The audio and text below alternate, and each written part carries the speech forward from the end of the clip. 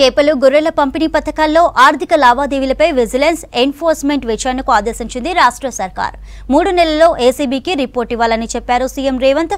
కాళేశ్వరంపై committee report వస్తే ఎన్నికల్లోపు చర్యలు తీసుకునేందుకు తాము సిద్ధమని ప్రకటించారు. ట్యాక్స్ పేయర్స్ కి రైతు బంధు ఎందుకన్న సీఎం అసెంబ్లీలో చర్చించి నిర్ణయం తీసుకుంటామని ప్రకటించారు. ఇటు ప్రధాని మోదీకి రాష్ట్ర సమస్యలు విన్నవించారు సీఎం రేవంత్.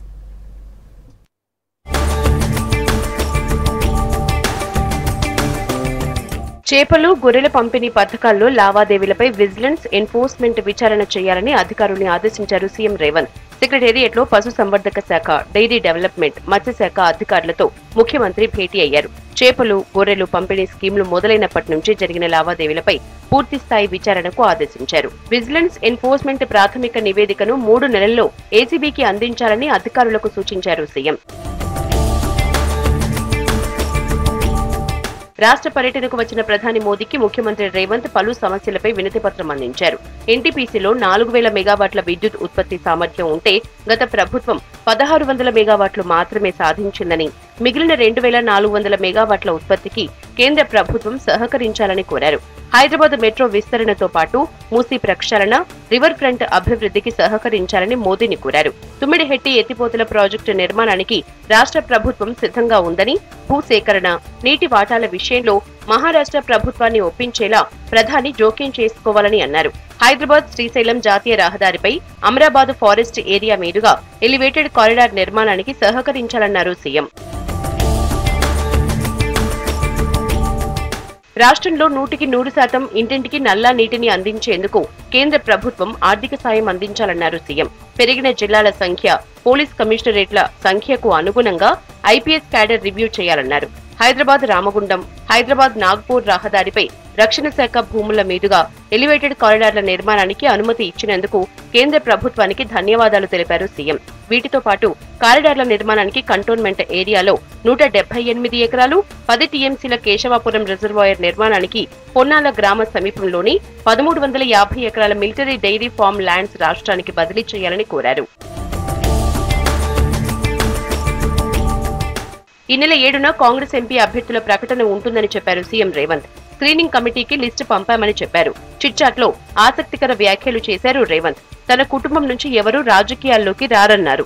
బీఆర్ఎస్, బీజేపీ అవగాహనతో అభ్యర్థులను ప్రకటించారని చెప్పారు. మెదక్, చెవెళ్ల అభ్యర్థుల్ని కేసీఆర్ ఎందుకు ప్రకటించడం లేదని ప్రశ్నించారు. తమ సర్కార్ పనితీరును చూసి ప్రజలు పార్లమెంట్ ఎన్నికల్లో ఓటేయాలని పిలుపునిచ్చారు రేవంత్. రాష్ట్రంలో బీజేపీకి ఒక్క సీటు కూడా రాదన్నారు. నరేంద్ర మోదీ దేశానికి పెద్దన్న అన్న రేవంత్ తాను అధికారిక కార్యక్రమంలో మాత్రమే పాల్గొన్నానని చెప్పారు. మోదీతో తన వ్యక్తిగత సమస్యలు చెప్పలేదని, తెలంగాణ ప్రజలకు కావాల్సిన అంశాల్ని మాత్రమే మోదీ దృష్టికి తీసుకువెళ్లినట్టు చెప్పారు.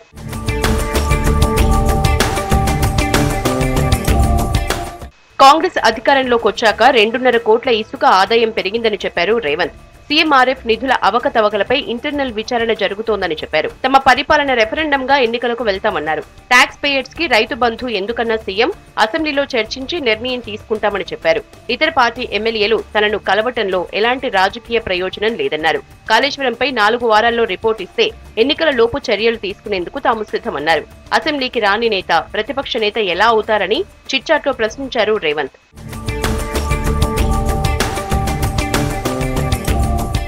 పొత్తూరి వెంకటేశ్వరరావు స్మారక ఉత్తమ పాత్రికేయ పురస్కార ప్రదానోత్సవ సభ రవీంద్ర భారతిలో జరిగింది. కార్యక్రమానికి సీఎం రేవంత్ హాజరయ్యారు. ఢిల్లీ రాజకీయాల్లో ప్రభావం చూపే వ్యక్తి తెలంగాణ నుంచి లేకపోవడం దురదృష్టకరమన్నారు సీఎం. తెలుగు వాళ్లు ఢిల్లీ రాజకీయాల్లో రాణించాలన్నారు. పాత్రికేయులు ప్రజలకు దిక్సూచి లాంటి వాళ్లన్నారు.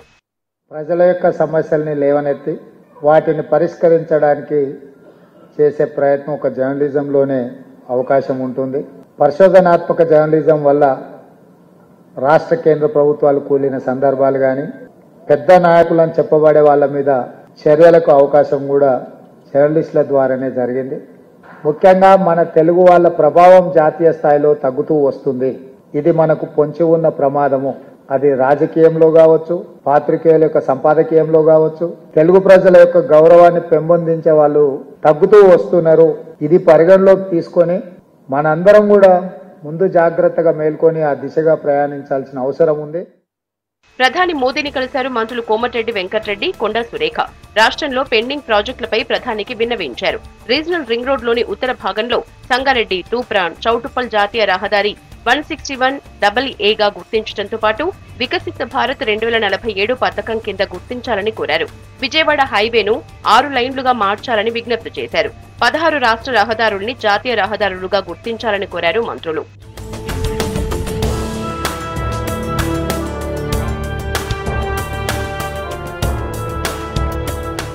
సికింద్రాబాద్ లో పర్యటించిన మంత్రి పొన్నం ప్రభాకర్ వివిధ అభివృద్ధి పనులకు శంకుస్థాపన చేశారు.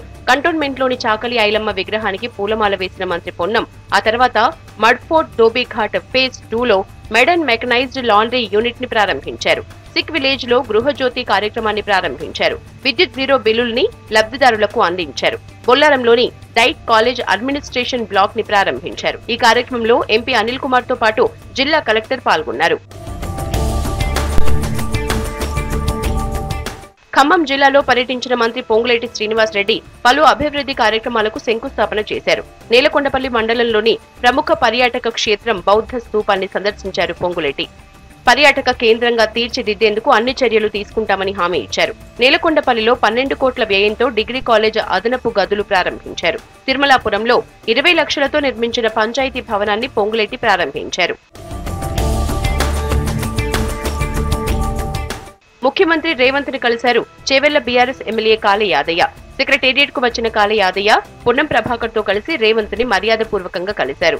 నియోజకవర్గ అభివృద్ధిపై సీఎంతో చర్చించినట్లు తెలుస్తోంది. ఇప్పటికే సీఎం రేవంత్ రెడ్డితో పలువురు బీఆర్ఎస్ ఎమ్మెల్యేలు భేటీ అయ్యారు.